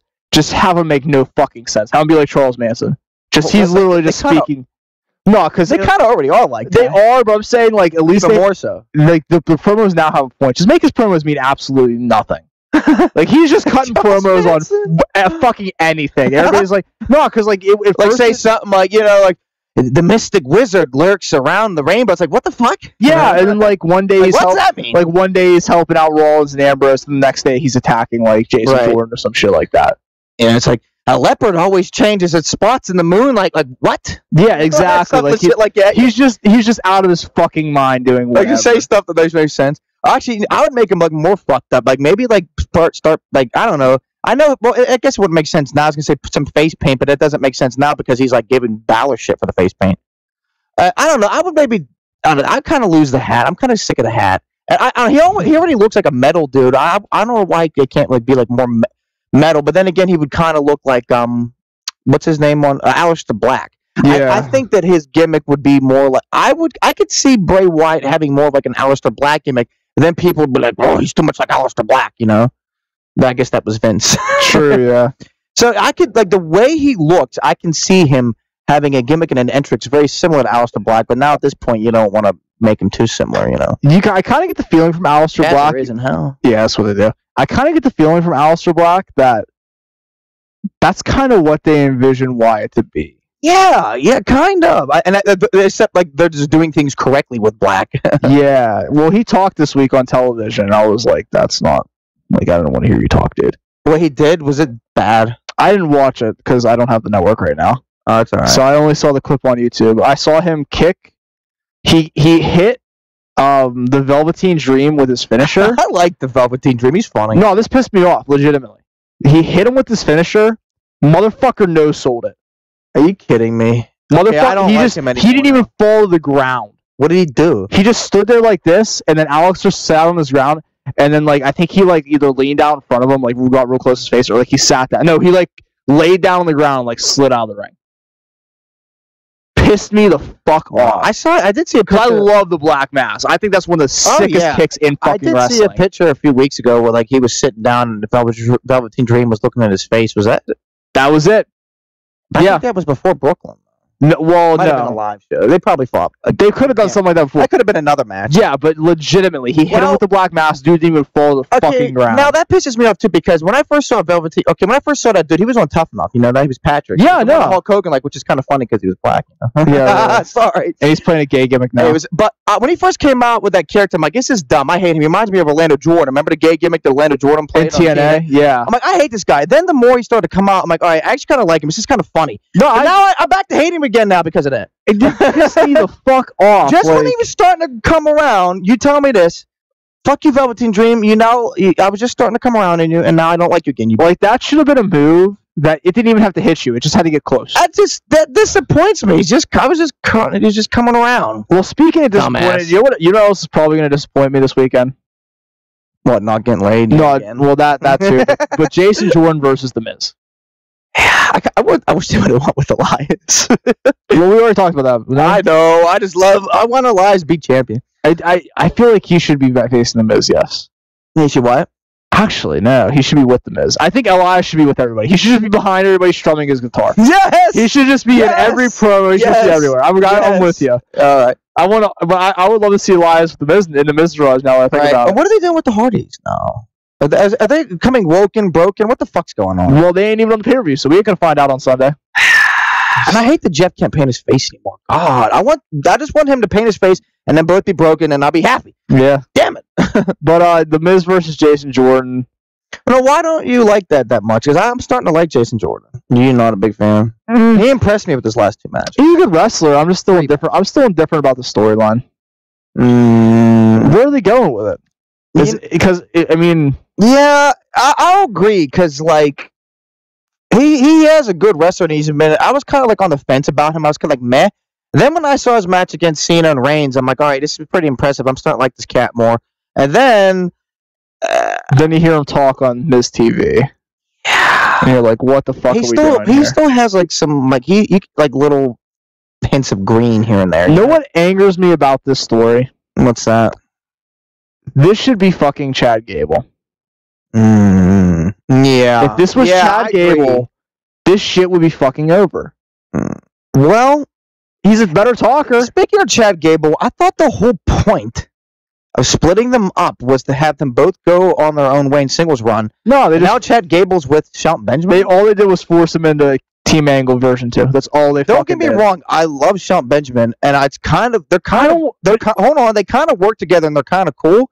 But I would much rather have Chad Gable be a single superstar. I thought that was the whole point of splitting them up. I would rather see both of them. I don't want to see Shelton Benjamin in a tag team. I have no interest in seeing Shelton. I want to see Shelton Benjamin come back and face for the United States title. Could you imagine Shelton Benjamin versus AJ Styles? It'd be a great match. I would. It'd be a phenomenal match. I'm agreeing with you. I would rather them both be all three of them, Gable, Jordan, and Shelton Benjamin. I would have all. Actually, if anything, Jordan probably. It would make more sense with Benjamin, honestly. It would make more sense if Jordan and Benjamin. Yeah, it would. It would work. Be honest with you, because I feel like Jordan is out of all of them, he's the least ready to be a single superstar. That's what my biggest problem is with it. And I agree. I would rather have Gable and Benjamin be single superstars. As much as I like this new tag team, I would much rather than prefer them be single superstars. And if anything, Jordan, I don't know. Here's the thing: it's about Jordan. He seems like he's like on the cusp of being ready for a singles run, but he's still just a little bit green. He is still a little green. That's why I think just a little. That's why I think it is good that he's in a tag team right now, just to get him to. Jordan is? No, not Jordan Gable. No, I was saying Jordan. Oh, you're saying Jordan? Oh, I think Jordan's got a lot more green on it than you think. I think there's a lot more to it because the only reason I say little because he seemed really good at Cena and Reigns. Oh, he seems really good in both those matches. I'm just saying, just find differences in his offense in both of those matches. He doesn't got a lot of offense. I mean, he's got a lot of suplexes, but past the suplexes, and Gable might be a little green, but not nearly as much as Jordan. But Gable's got 10 times more talent. I don't know about 10 times more. No, Gable's incredible. No, he is, but I don't know if I'd say he's 10 times. No, because you got to think, Jason Jordan's been around since FCW. Gable hasn't. That's why I say that. Gable hasn't been around in wrestling for a long time. In professional wrestling. You're saying that he was just like good right out to get back? He was a former Olympian. Think of the last. So it was Jordan. No, he wasn't. He wasn't? No, he was just an All-American. He didn't win a championship. I thought they were both in No, he almost won a championship. Well, they were just both amateur wrestlers. Yeah, he was a big college star. He was just an All-American. No, I agree. I think Gable's better and I like him more, but I just wouldn't say 10 times better. Maybe like 2 or 3 times. I don't know. 10 times is a bit of exaggeration because that's kind of like saying like saying 10 times better is kind of saying like Jordan sucks. No, I'm not saying Jordan sucks. I just think Gable's that damn good. You could put Gable up there with Angle at their same time at the same time period. Skill wise, maybe not promo wise, but skill wise, hell yeah, you can. Angle's kind of like the class of his own. Yeah, but Gable's up there. He's a former Olympian. He's up there, but he won't. He doesn't touch it. You understand? He came in his first match. I remember his first match on NXT. I don't know if you were watching around that time. His first match, and everybody was like, "Yeah, this is the dude." Like one fucking match. I can't remember. Was it? It was a couple years ago. It was like 2 years ago at this point. Do you remember who his opponent was? It was a tag team match because he teamed up with Jordan. I think it was against some jobbers. Yeah, that's when he started doing the towel, right? Yeah. The instant he comes on his television screen, he's instantly funny with that Reddy William Gable. Instantly. No, I'm agreeing with you. I think they're both talented. I just think that Jason Jordan is he's not as talented as Gable, but he's damn close. Oh, he's don't get me wrong. That's what I'm trying to say, because I think Jason Jordan's still very, very good. Like I said, the only thing, my biggest gripe with Jason Jordan is he is not a good talker. He is not a great pro. He's still learning. Yes, he's still learning. And that's why I think he's going to be doing. They don't do more. Is that stuff why you're not impressed with this feud? Because you think that it's too soon, and he should have improved his mic skills first to compete with the Miz. Is that what you're saying? Those two things, and plus, like I said, I think you got pushed into it way too quickly, and we don't know what's going on with this fucking Angle feud. I was gonna say it's weird. Yeah, I feel like it's gonna culminate. It's gonna lead to Angle not being the real father. I can see that because it's dumb right now. It doesn't make sense. Yeah, they've done the point. They've literally done nothing with it. Nothing. Literally besides nothing. Miz just saying, "Oh, he's favored." You know, he's receiving favoritism. That's literally it. So one small fucking. But I will say this, and I think we're on the same page here. If I had to choose one of them out of Jason and Gable, out of Jordan and Gable, if one of them had to be a single superstar and one of them had to continue being in the tag team, I would say that Jordan would benefit more in the tag team. No doubt. Gable would benefit more being singles. No doubt in my mind. So I'm actually a little frustrated they put him, Gable, and Benjamin together because, like you said, they are better alone.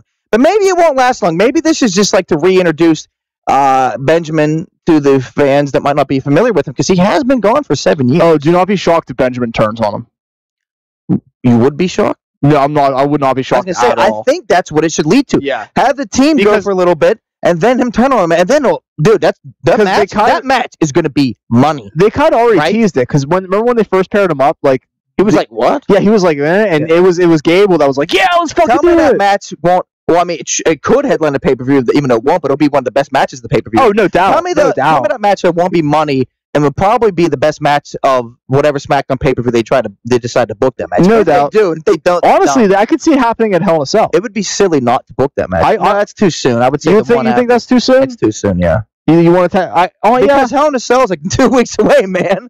That's too soon. True, yeah, good point. I would say maybe the one after, which would probably be, late October? That's what I'm trying to figure out. The next Raw pay-per-view you said would be Clash of Champions, and then what's the next? See, don't quote me on that, because I don't know for sure. I'm taking a shot in the dark. I think they're making yet another new pay-per-view. They should bring back. Why don't they bring back Unforgiven or Armageddon or Judgment Day? Bring back fucking Unforgiven and Judgment Day and Armageddon. Actually, no. Judgment Day needs to come first. Judgment Day was the best. Remember, that was always in May. Unforgiven was always in September, and Armageddon was always in December. True, because Armageddon was always the last pay-per-view. Those were just badass names. They were. Anyways, but let's get to the main event. We've already been going for an hour. Right. Hold on, no, we didn't give a prediction on Balor and Wyatt, did we? Oh, we'll just give it real quick then on Balor, or not Balor, Wyatt.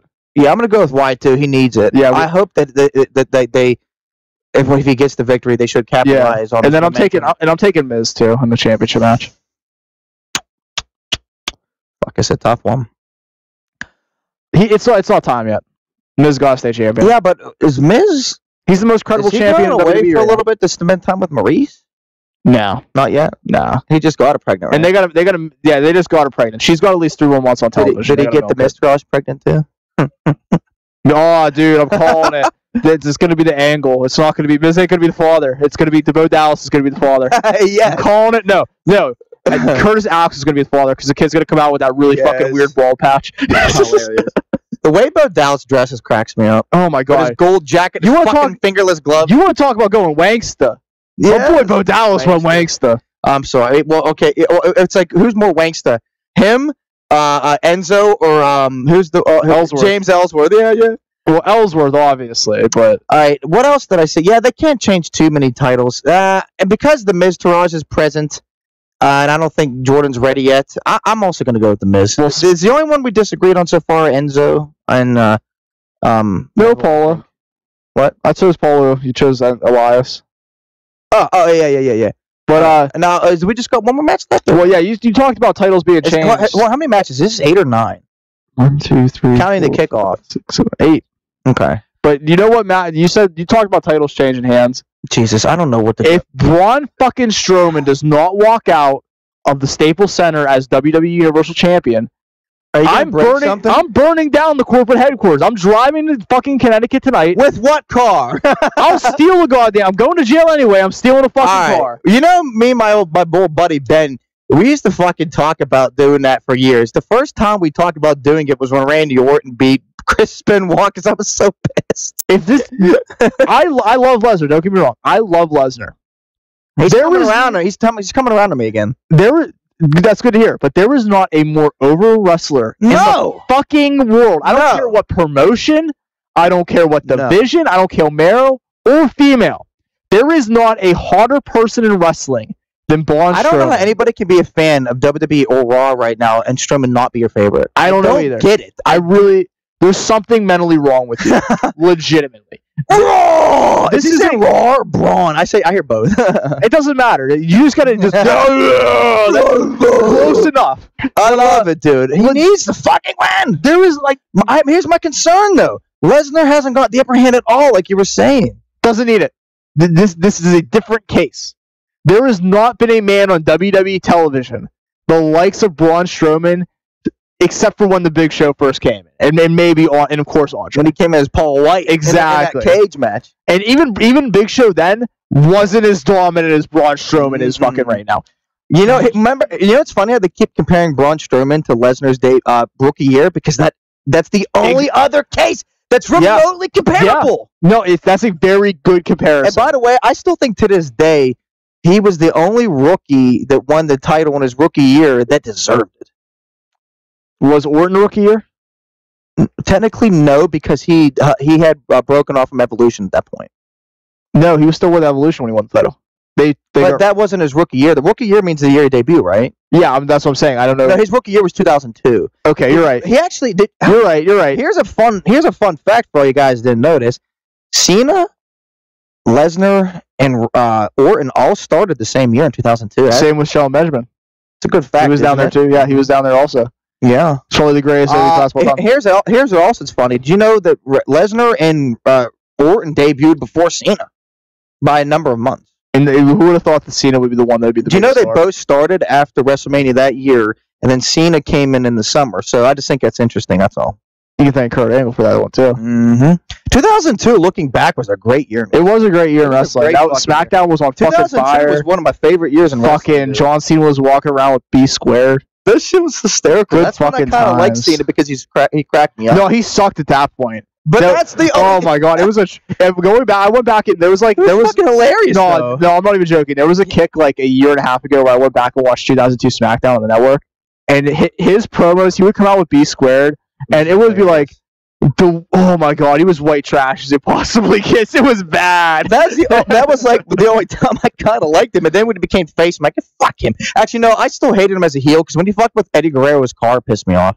And when he fucked with Lesnar, pissed me off because I like Lesnar more. I liked it when he pissed on the grave, to get mad at the Undertaker, to get the Undertaker mad. Remember that? No, I don't. I forget that. Yeah, he legit pissed him. He rapped him. He was nice. Like, heel Cena is almost like it never existed. Dude, bring back rapping Cena. Cena was so good. Why didn't they? I just pisses me off because heel Cena was so good. Like they could have done so much. Do you know why? Because babyface Cena prints money, and Vince doesn't want to shut down that press. That's annoying because that was just a testament to how good he was as a heel. Oh, he was great. Did you realize that like whenever he would trash talk when he trash talked Reigns and years ago when he trash talks The Rock, that was the closest we got to heel Cena.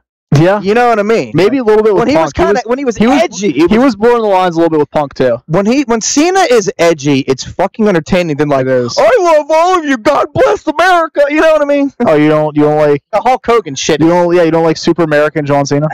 No, that's why I fucking hated him. Well, let's get back to this main event because, like I said, Cena's still the man though. But I love Cena, love Braun, love Lesnar. I'm a fan of both men in this match, and I really like, and I still like Reigns.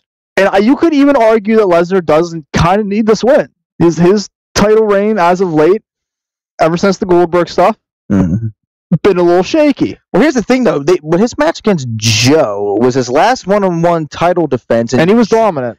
And Joe almost fucking walked out with the title. So how do you think how do you think that match is gonna be different from this one? If Lesnar wins, it's gonna be by the skin of his teeth. But even him versus Joe was almost it's going to be even worse. It's going to be like, well, it said almost skin of his teeth, not quite. I could see it because he was walking out like choking and shit, you know. No, it's going to be like, honestly, if Lesnar, you think they booked Joe too strong in that match? No, I don't think they enough. I don't think they booked strong. Perfectly? I don't think they booked him strong enough. Joe. Yeah, I think the match should have been longer. But my only, I agree. But the thing is, like, you got to book Strowman even stronger than they booked Joe. And how are they going to do that?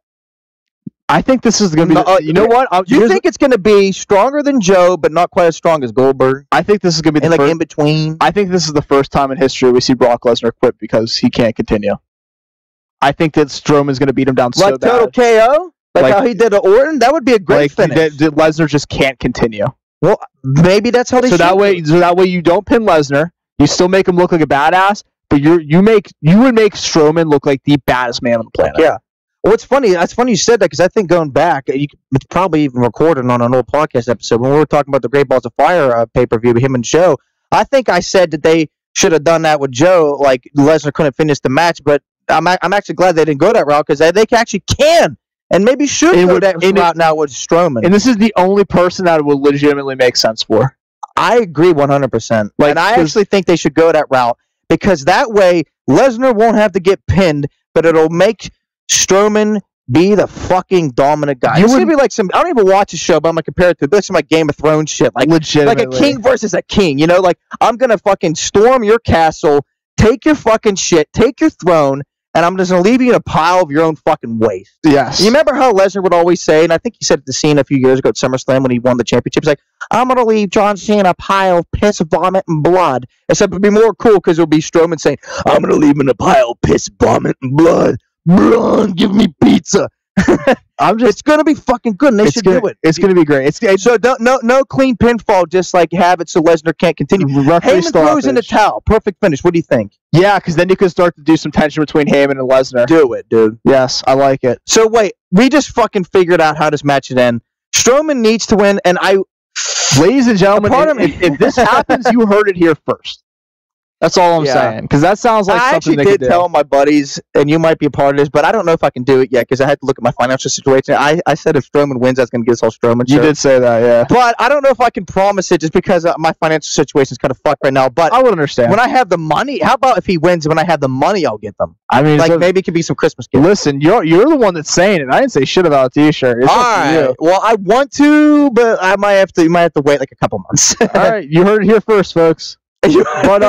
But obviously, I feel like we're both going Braun on this one because we're getting towards the end of the podcast. I'm still kind of nervous. I still think they're going to go with. They still might go with Lesnar, but I want so badly to believe that WWE is going to do the right thing and that they need to give it to Strowman. Let's give it back to Lesnar for God's sake. Exactly. But my one problem with WWE booking is Vince always thinks ahead. Vince is always thinking what's going to lead into the main event of WrestleMania. I still can't help but get past this feeling in the back of my mind that he wants Lesnar to retain until some WrestleMania and then finally have Reigns take it from him and beat him clean. That's always in the back of the mind. I hope it doesn't happen though, but it's still definitely a possibility. Am I wrong? It's still there. So, but I want to so badly think that WWE was going to do the right thing. So I'm going to go with Strowman as well. If I'm wrong, you can go drive out to the headquarters and burn it down. All right, well that's no mercy. We're getting towards the end of the podcast. There's a couple of things I want to talk about before we get out of here. How'd you feel about Jinder's promo on SmackDown? Him calling him Mr. Miyagi. I thought it was fucking retarded. How do you think? I don't think it was as bad as people reacted. Though. I think people need to calm the fuck down. Yeah, they do. You know what? This, but it was still dumb. This situation, I'm not gonna lie. This situation pissed me off with wrestling fans. How long have people been whining and complaining and bitching about we want edgy, we want fuck PG, we want TV-14, we want swearing, we want stuff to be offensive. You guess what? Then they got SC, and guess what happens? People fucking whined. Edgy, whatever the fuck. I'm pissed off. They fucking whined. They complained. That was too far. That was racist. I like how the fans actually started saying, like, chanting that was too far. It wasn't too far. How was that too fucking far? Mr. Miyagi was a fucking Japanese karate teacher. What is Shinji Nakamura? A Japanese dude that kicks people. Yeah, it still doesn't mean that I like Jinder. I can't stand the guy. No, this has nothing. No, I don't think it was too far. I will argue though. He did say I think he said hero or like. No, see that. No, he said what he looks like. That was a little too far. That's too far. If you want to complain about something, complain about that. Yeah. How are they complaining more about Mr. Miyagi than him making fun of his Japanese accent? Exactly. No, Mr. Miyagi wasn't far at all, but saying look like that was a little far. I thought Mr. Miyagi was funny. I legit thought it was funny. I don't think it was funny, but I don't think it was too It's a far. good comparison. It's a great fucking comparison. I'm just gonna say that I didn't think it was funny, but I also don't think it was too far. So here's my question. Look like was a little far. Here's my question. If it's offensive when he's do that, why wasn't it offensive when Rusev compared John Cena to John Wayne? Why wasn't that offensive? Because white people are dumb. Exactly. Can we just agree this? No, not just white people. People in general are dumb. Everybody's fucking stupid. Yeah, we are. That's one good thing that we all share as human beings. No matter what your skin color is, ignorance is it's out there. It's abundant. It's fucking abundant. You want to talk about ignorance? Let's move on from this. So you know how I've been bitching at GFW? I feel like we're starting to be getting controversial here. I don't give a fuck if it gets. You know what? To quote the great Eric Bischoff, controversy creates cash. Right. So let's get controversial. If I ever need to curb my language, I will. But I figured at this point it doesn't matter. I don't care. We're an hour in. But people are still until listening. We start getting sponsors. If you're still listening at this point, thank you. Boy, it's about to get mean because. Well, I mean, I get a little excited. We get excited and passionate. We do. We're passionate. But I can curb myself if I have to. But I just. No, I don't have to right now. We don't have to because we're out here having fun. We are having fun. But that's what's important. But you know what else pissed me off? This is the what pissed Tony off segment at this point, pretty much. You know how I've been talking a lot about GFW and how shitty they are and how they like to promote WWE superstars. Well, the AMP shows finally aired, and this is what really got interesting because the shows are 3 years old at this point. They finally air, and Jeff Jarrett's in the ring talking, and guess who comes out? Well, at that point, he wasn't glorious yet, but yes, Bobby Roode comes out, and here's what pisses me off. After everything I said, after all the fights I had on Twitter, I said that they're just promoting talent. They're trying to get stupid wrestling fans to think he's left WWE and he's in GFW now. And guess what? As he's coming to the fucking ramp, I don't know who was the announcer, but whoever the fucking announcer was says, and coming to the ring now, the former NXT champion and the glorious one himself jumping ship to GFW. Oh my god. How the fuck are they allowed to get away with that? They shouldn't be able to. That just goes to show you just how desperate and just pathetic they are now. Everything that I said in the 3-week period where I did nothing but disparage and talk shit on the management of Anthem. It's justified now, and it's valid. 100%. I'm sure in the back of your mind you were hoping that they would prove you wrong. I really was hoping they were going to prove me. I really was, because I want to like GFW. Me too. I have no reason to respect GFW now. I have zero reason. And you want to talk about Cornette getting booed? And now, he didn't get the boot. He left. He's done with them. He left willingly. Am I well, right, what it came down to is they were doing tapings in Canada, and Jim Cornette can't get in Canada.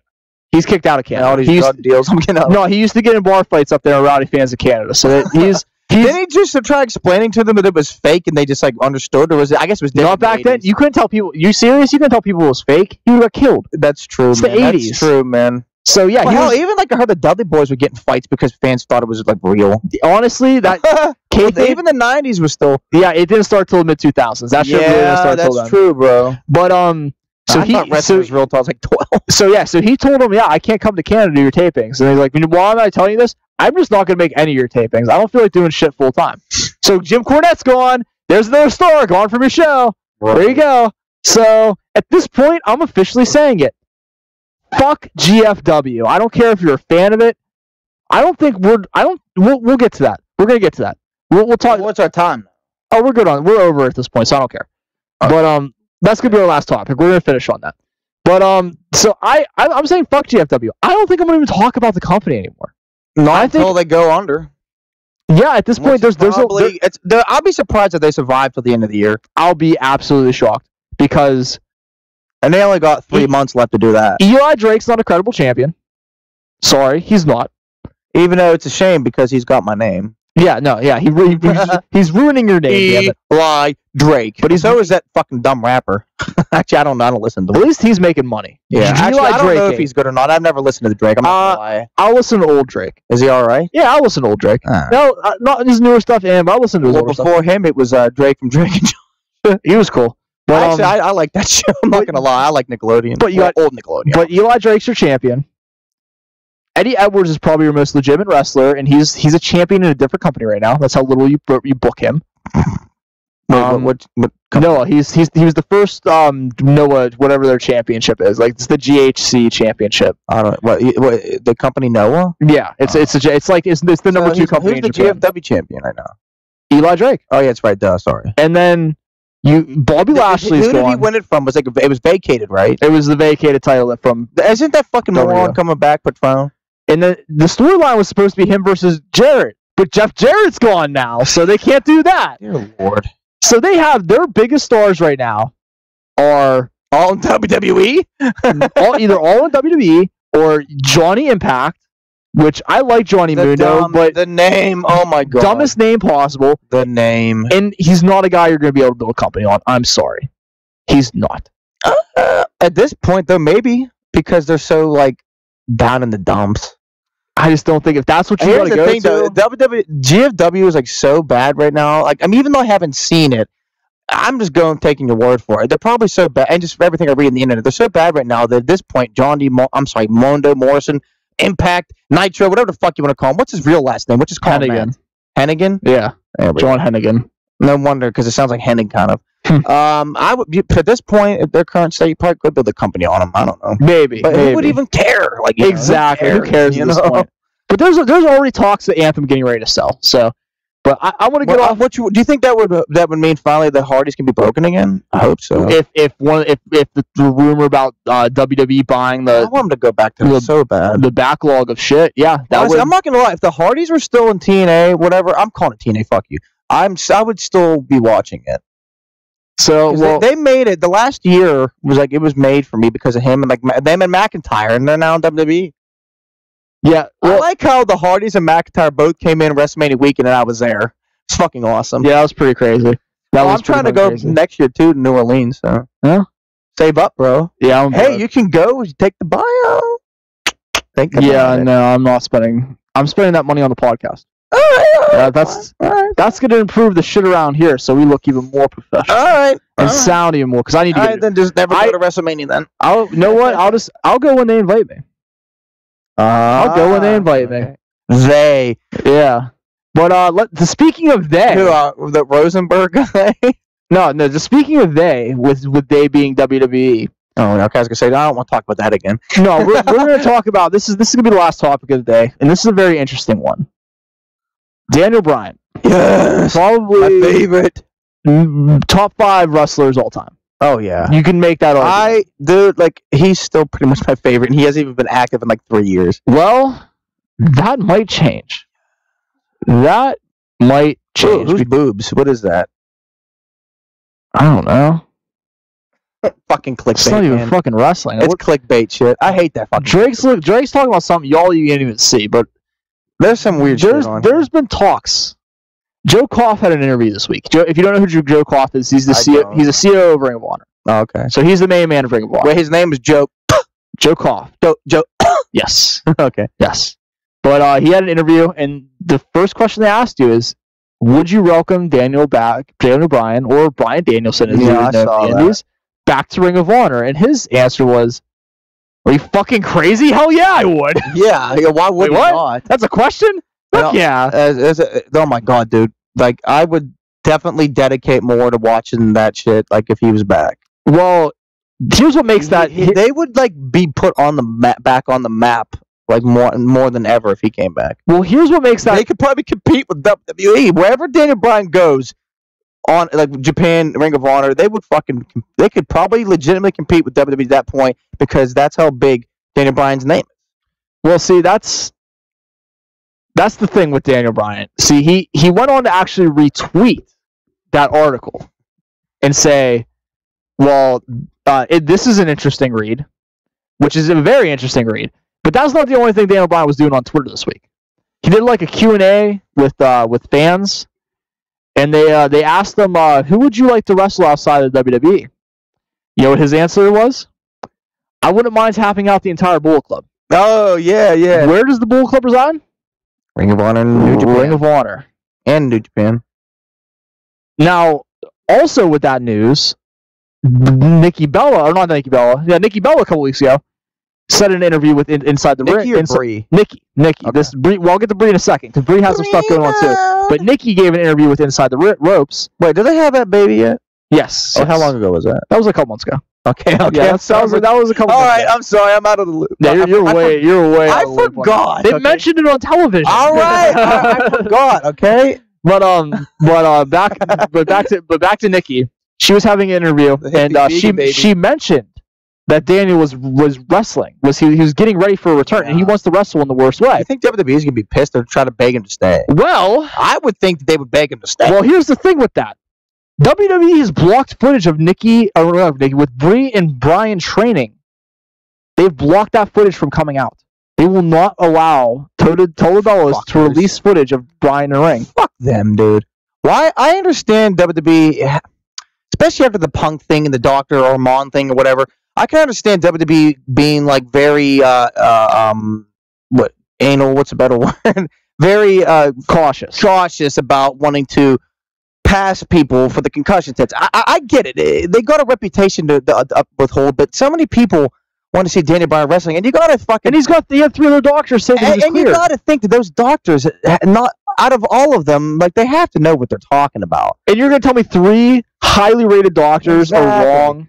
Well, WWE, they got a reputation, and of course they're not going to criticize their own staff. I get it to a degree. Don't get me wrong, I get it. But at the same time, if the other doctors are saying he's healthy and they want to make money, they should just fucking suck it up and just pass him and just let him wrestle. If not, they're going to lose him because he's going to, you know what? I guarantee you the way he's talking, he's going to wrestle one way or another.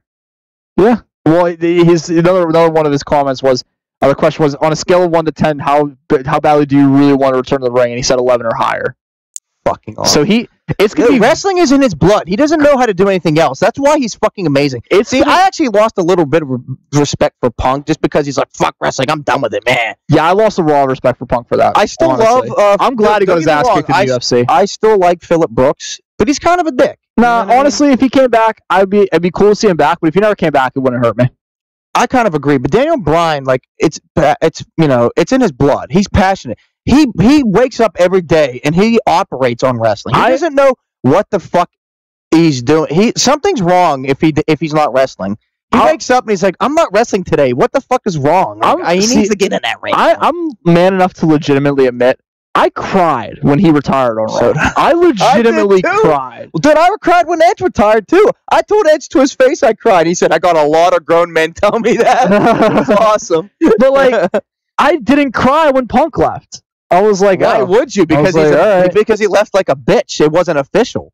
Like, he took his ball and went home. He couldn't take it anymore. He was a pussy. Exactly. I'm sorry. If you look back, don't get me wrong. Punk is awesome, and he did a lot. But looking back, like, he's really just a fucking... He's just a fucking nerd. He's a nerd that became a wrestler and just bitched a lot. I have a really great way to describe it. I actually think the only reason Punk got to where he was... No, he was good. Don't get me wrong. But he had such a big mouth on him. Like, it almost like... His big mouth is like what got him to the top, somehow. No, his wrestling skill got him there too. Well, yeah, I said his wrestling skill, but his mouth did definitely get him there. But if he didn't have that big mouth on him, you know what I mean? That's what really got him over. We wouldn't be talking about Punk still if it wasn't for the pipe bomb. Legitimately. Exactly, and that was because of his big mouth. But he had a lot to say, and it was true stuff. I'm surprised WWE let him pull back the curtain that much. But they didn't know what he was going to say, though, either. True. Well, Drake... Are we at the end here? I think wait, dude, how the fuck did we not talk about, rest in peace, Bobby Heenan? Oh, yeah, rest in peace to the brain, Bobby Heenan. Absolutely. Their footage with him and Gorilla Monsoon was so entertaining. I need to go back and then the network and watch that shit. Legitimately... Yeah, so I forgot to mention that, folks. Rest in peace to Bobby Heenan. One of the best of all time. Legitimately, this episode is in honor of the memory of Bobby the Brain Heenan. No doubt the greatest. The way we bick and go back and forth, we're almost kind of like him and Monsoon sometimes. Legitimately, I can say for a fact King that Bobby Heenan was one of the main influences for me to want to even get into podcasting as a career. There you go. Yeah, I know he didn't have a podcast or anything, but growing up listening to Bobby Heenan speak and the comedy that came out of his mouth, 100%. Absolutely. One of the greatest of all time. So in his honor, this has been the phenomenal podcast, episode 18. It's been a good one. A lot of predictions. Prediction-heavy episode. I'm okay with that, though. I like the prediction episodes. Yeah, we got to do it on the pay-per-view, especially this one. This is a big pay-per-view. So this is a big pay-per-view, and I'm glad to do it. But this has been the phenomenal... I hope the fuck we return next week, and we're elated because Strowman's champ. Hopefully, yeah. Next week, folks, depending on how we start this podcast, we're either going to sound really sad or really happy. Yeah, it's either going to be a celebration show or you're going to hear me scream for an hour straight. So tune in for that next week. I get done crying. Exactly. It will be me screaming with Drake. You better bring some tissues just in case. We're going to be prepared for post scenarios. We're going to bring some tissues and some confetti. It's gonna be good. We'll bring the Ring of Honor streamers. Yes, on the paper. Yes, we'll be throwing streamers all over the place. We might be on cam next week, depending on if it's a win or not. But this has been the Phenomenal Podcast. If you enjoyed it, let me go through some plugs again. Facebook.com/Phenomenal Podcast. At Twitter.com. @Feed On Podcast, SoundCloud.com at Goonland Productions. This is the Goonland Productions YouTube page. You can follow us here. This is where the podcast will be coming live every single week. We got new episodes of other shows coming out. Look out for the Run-In. That's going to be the newest show coming out. Yeah, I'm excited about that one with our outside analysis. Yes, JP Whitman, our outside expert. He's very, very fun episode. Me and him sat down, had a great conversation. That's going to be coming up this week. Also, I've been thinking about doing Raw and SmackDown reviews the day after, like live video reviews, so we could talk more opinion-based stuff come on the podcast. So look out for those too. If you don't want to listen on YouTube and SoundCloud, remember we're always on iTunes, Stitcher, TuneIn. That's it. That's the other one. TuneIn. Yes. And I said last but not least, the best one of them all. Go ahead and say it, buddy. Tony's hairyhangingnutsack.org. My favorite one. That's where you can find all of my pew pairs. Ladies and gentlemen, this has been the Phenomenal Podcast. We will see you next week.